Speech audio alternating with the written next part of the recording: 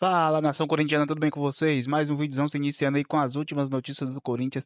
Então vamos ver, galera, o que o Chico Garcia trouxe aí sobre as novidades do Timão, tudo sobre o mercado da bola, bastidores e muito mais. Então, sem mais enrolação, não se esquece de se inscrever no canal, deixar o like, ativar o sininho para não perder nenhum vídeo e vamos pro vídeo, beleza?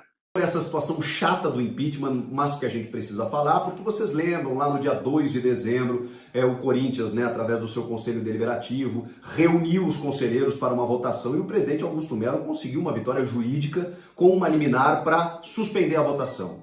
Essa liminar ela foi derrubada dias depois e bastava o presidente do Conselho, o Romeu Tuma Júnior, convocar os conselheiros mais uma vez, pois esta convocação aconteceu, Passou a virada do ano, aquela coisa toda, o time estava brigando para não cair, de repente veio aquela recuperação, todo mundo ficou quietinho, e aí agora, segunda-feira, próxima segunda-feira, dia 20, os conselheiros irão se reunir para votar se Augusto Melo merece o impeachment ou não. E aí a gente já falou sobre isso desde o ano passado, O rito a partir de agora é o seguinte: os conselheiros definindo pela destituição do cargo, ainda tem uma Assembleia Geral com o associado apto a votar, podendo salvar Augusto Melo ou não. Se os conselheiros decidirem por maioria não ter o impeachment, o presidente Augusto Melo segue a sua vida mais ou menos normalmente, Porque o ambiente político seguirá conturbado. Mas ele continuará no cargo. Se houver o impeachment, ele tem que sair imediatamente. E aí esse é o grande problema, Porque mesmo que o sócio salve o Augusto nessa Assembleia Geral, esse gap de tempo aí, esse período, o Augusto não poderá comandar o clube. E essa instabilidade provavelmente não será boa para o clube, Assume o primeiro vice nesse período e aí o presidente do conselho marca uma nova data para essa Assembleia Geral. Se o sócio não salvar o Augusto, bom, aí novas eleições. Se o sócio salvar o Augusto é reconduzido ao cargo. A gente imaginou que isso tinha terminado, Sabia que não, A pressão sempre foi muito forte nos bastidores. A gente sabe que as irregularidades, se forem comprovadas, não tem conversa, todo mundo tem que pagar por isso. Agora, com os inquéritos ainda não concluídos em todas as investigações, a gente sabe o quão política é essa manobra de levar o conselho para votar. E aí não tem mais momento bom ou ruim, No ano passado o clube estava numa situação difícil e os conselheiros se degladiando por essa situação. E agora, um ano cheio de expectativa, começando o Campeonato Paulista, tem jogo nesta quinta, depois no domingo, o reencontro com a torcida, pela primeira vez no domingo na Neoquímica Arena diante do Velo Clube, e na segunda já tem uma votação de impeachment. É o que está acontecendo no Sport Clube Corinthians Paulista. Vamos falar do Campeonato Paulista?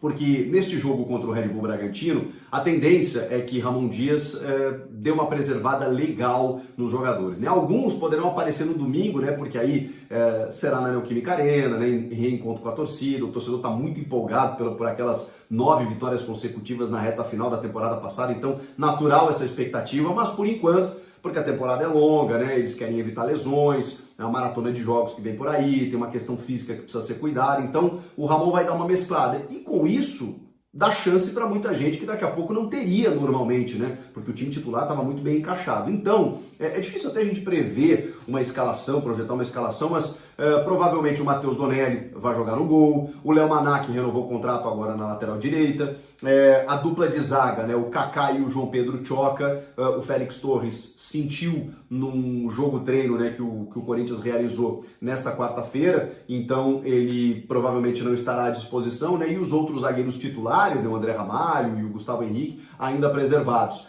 Na esquerda, o Hugo, pode ter mais uma oportunidade, já que o Matheus Bidu assumiu a titularidade. E aí você tem opções ali do meio para frente, o Martínez, o Alex Santana, o Charles, o Igor Coronado pode aparecer, o Thales Magno, que não terminou a temporada como titular. Na frente, o Romero aí, que deu entrevista coletiva, sobre a sua renovação de contrato e tudo mais.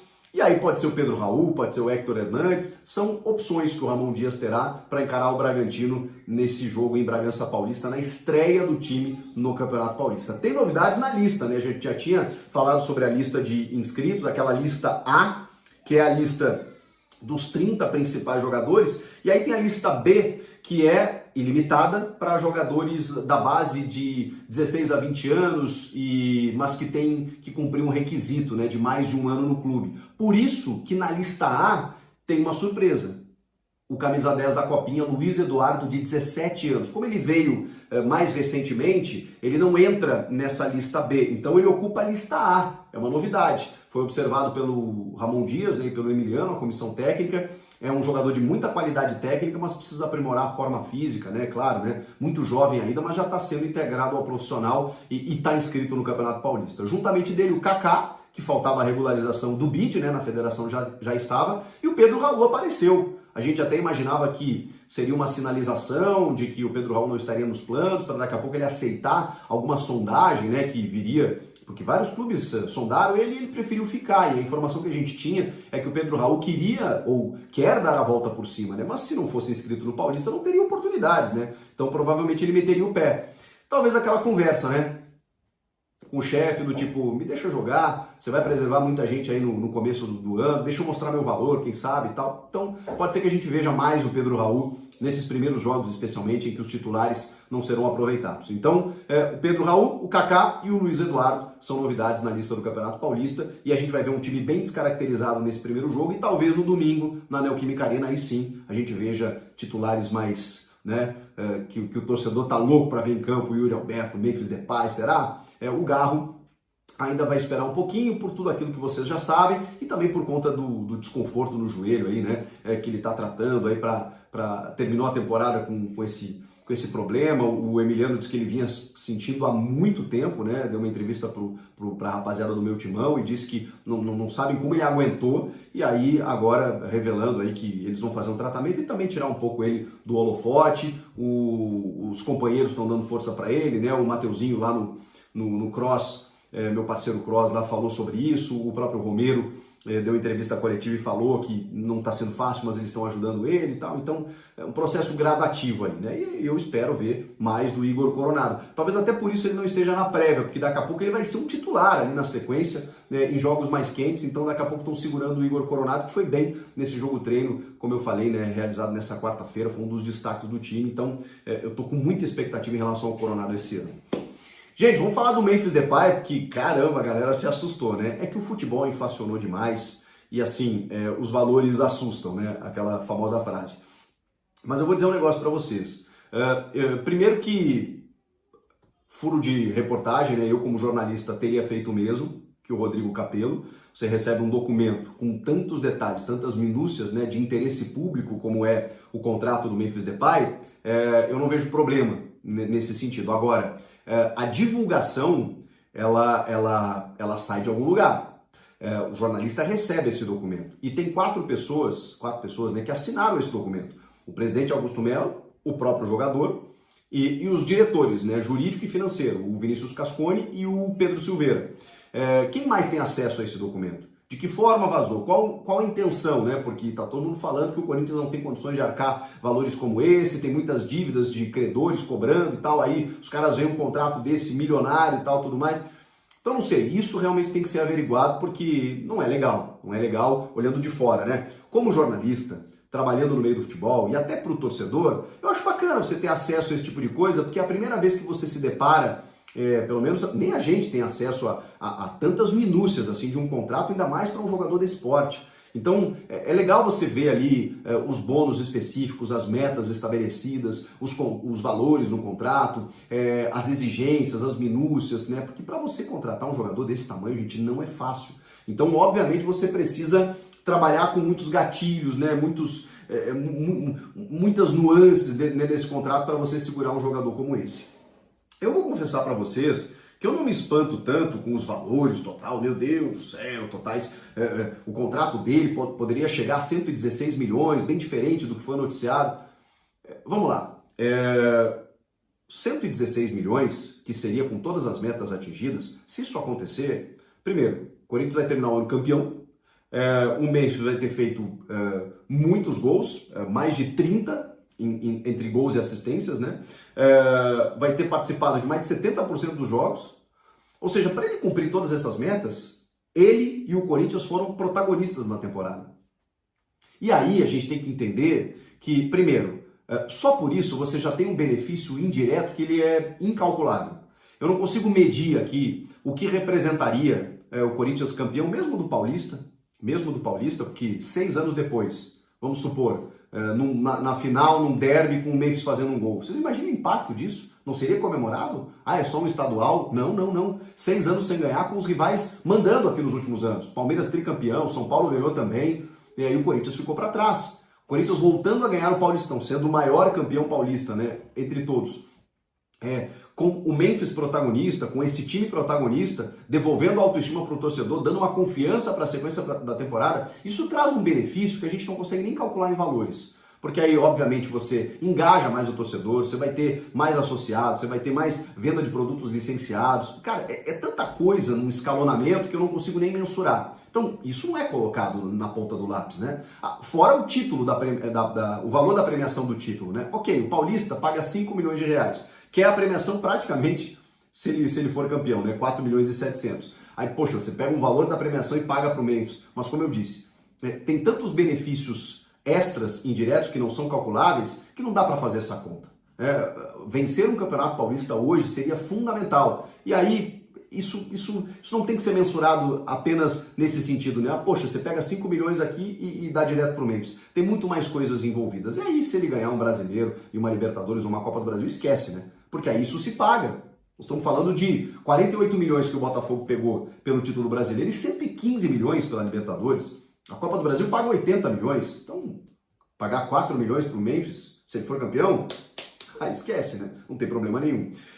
Então, assim, quando a gente fala só em luvas, 25 milhões, com gatilhos, né? Essas luvas, elas são parceladas. E o grande problema é que tudo é balizado pelo euro. E o câmbio está muito desvalorizado, né? O real.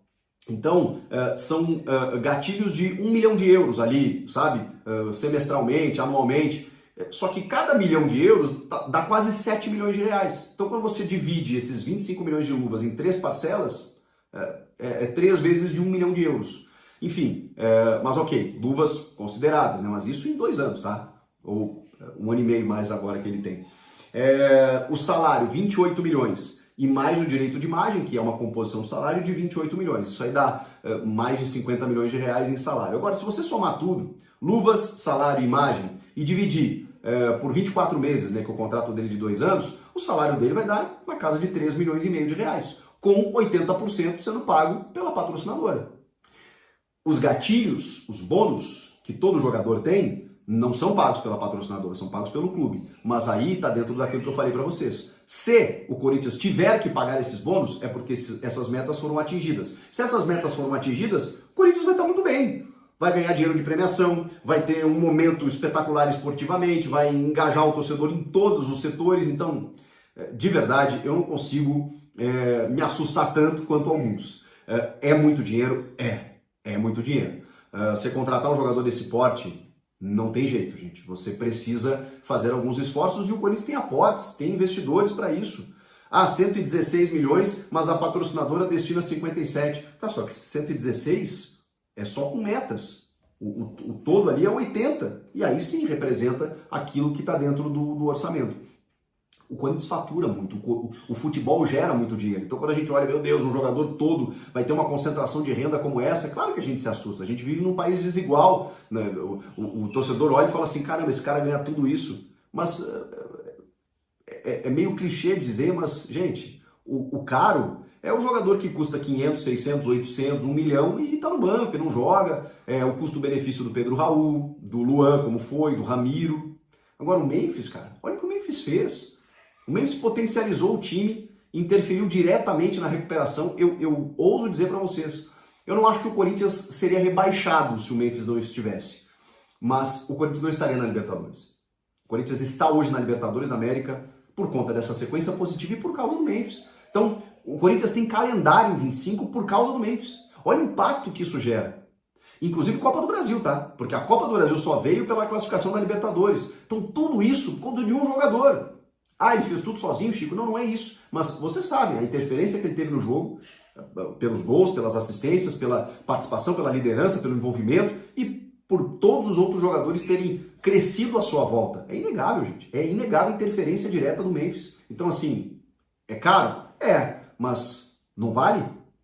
Essa pergunta eu deixo para você. Claro que tem algumas questões no contrato que eu acho até que de ordem pessoal, que são polêmicas, né? Mas assim, aí vai da habilidade de negociação para trazer um cara, um astro internacional como ele.